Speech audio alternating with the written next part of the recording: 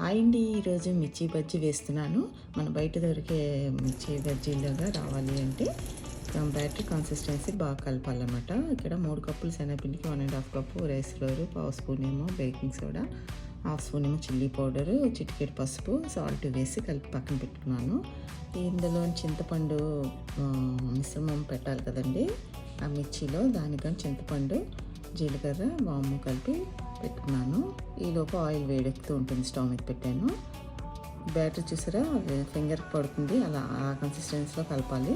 ఈ మిర్చీలనేమో మజ్జిగ కట్ చేసి గింజలు తీసేసి అందులోని చింతపండు మిశ్రమాన్ని పెట్టి ఇలా బ్యాటర్లో ముంచి వేసేయడమే. అంతేనండి, చాలా బాగా వస్తాయి. చూసారు ఎంత బాగా వచ్చాయో. దీనికి అసలైనవి పల్లీలు, వేయించిన పల్లీలు, ఆనియన్, టమాటో, కొత్తిమీర, కొంచెం కారము, నిమ్మరసము అంతా కలిపి మనం గార్నిష్ చేసుకుంటే మిర్చి bajji ready. Thanks for watching.